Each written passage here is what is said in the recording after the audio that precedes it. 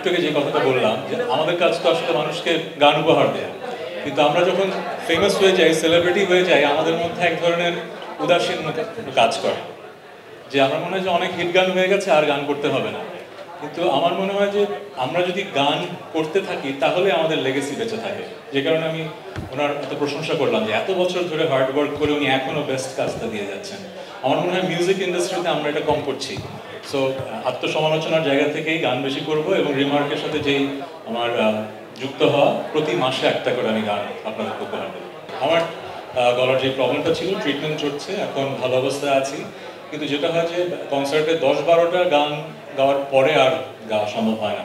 So এখন পর্যন্ত ঠিক আছি, স্ট্রেস কম নিতে হয়। আগে যেরকম প্র্যাকটিস করতে পারতাম, প্র্যাকটিস করতে পারি না, বাট গান আশা করছি পরিপূর্ণভাবে সুস্থ হয়ে যাব এবং ঠিকমতো গান করতে পারবো। আমি আসলে শুরু থেকে গানের জগতের মানুষ, গানেই থেকেছি। মাঝখানে আপনাদের অনুরোধে হয়তো কিছুদিন অভিনয় করেছি, ভালো লেগেছে, মানুষের ভালোবাসা পেয়েছি, কিন্তু আসলে এখন যেই বয়স, বেঁচে বেঁচে আসলে শুধু গানটাই করতে চাই।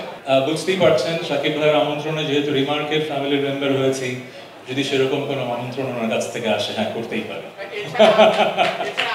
না, সিনেমা নিয়ে পরিকল্পনা নেই। একটু আগে যেটা বললাম যে বয়স হয়ে যাওয়ার সাথে সাথে মানুষের মাঝে এক ধরনের উইজডম আসে। আমার মাঝে যেটা ধারণা, আমাকে এত বছর 25 বছর ধরে কাজ করছি, গানে মানুষ যে ভালোবাসাটা দিয়েছে সেটা আসলে দুষ্প্রাপ্য, আমি সেটাই ধরে রাখতে চাই। অভিনয় ভালোবাসা পেয়েছি, একটা সময় করেছি। ওই যে যেরকম বললেন, যদি অসাধারণ কোনো গল্প আসে, সুযোগ আসে, করবো। যেটা হয় কি, এক একটা কাজ এক একটা সময়কে ধরে রাখে। সো নীলাঞ্জনা, মনসুবা জংশন, মনফুরিং এর গল্প, ওই সময়টা কিন্তু একটা সময় ছিল যখন বাংলাদেশের মানুষের মনে রোমান্টিক নাটকের ক্ষুধা ছিল। সো শিহাব শাহিন, আমরা যারা যে টিমটা ছিলাম, আমরা ওই ক্ষুধাটা মেটাতে পেরেছি। এরপরে কিন্তু একটা সময় আসলো যখন মানুষ ভাবলো যে অনেক রোমান্টিক নাটক হয়ে গেছে, এখন থ্রিলার দেখতে চায়। এখন দেখবেন ওটিটিতে শুধু থ্রিলার বেস কাজ হচ্ছে। সো প্রত্যেকটা সময়ের একটা আবেদন থাকে। এখন যেহেতু সেই সময়টা যাচ্ছে, সেরকম কাজ হচ্ছে। আবার একটা সময় থ্রিলারেও মানুষ হয়তো বোর হয়ে যাবে, তখন আবার হয়তো রোমান্টিক নাটকের চাহিদা হবে, তখন আবার হয়তো হবে। নাটকের মান কেমন সেটা দর্শক বলে দেবে। বাংলাদেশের নাটকের মান, সিনেমার মান দিন দিন ভালো হচ্ছে, আমি পজিটিভটাই দেখি। কিন্তু আমরা যারা কাজ করি, আমরা তো খারাপ কাজ কখনো করতে চাই না, আমরা ভালো কাজ করতে চাই। কিন্তু মানুষের টেস্ট প্রোফাইল, রুচি তো ভিন্ন রকম হয়। আপনি 18 কোটি 20 কোটি মানুষের সবাইকে তো এক জিনিস পছন্দ করাতে পারবেন না। যেরকম গত পরশুদিন আমার একটা গান রিলিজ পেয়েছে, গানটার নাম হচ্ছে ভুলে যাবে।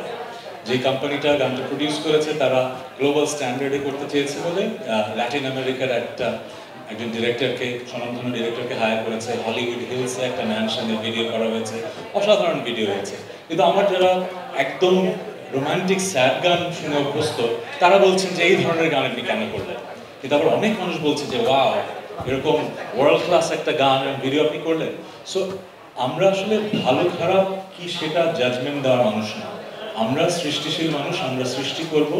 আপনারা দর্শক শ্রোতারা যেটা ভালোবাসবেন সেটা টিকে যাবে, যেটা ভালোবাসবেন না সেটা হারিয়ে যাবে।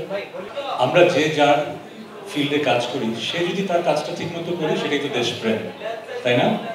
আমার যেটা মনে হয়, আমরা গান করি, আমরা গানটা যেন সুস্থভাবে করতে পারি, গানের মাধ্যমেই যেন আমরা প্রতিবাদ এবং দেশপ্রেমের কথা বলতে পারি, সেটাই আমাদের কাজ।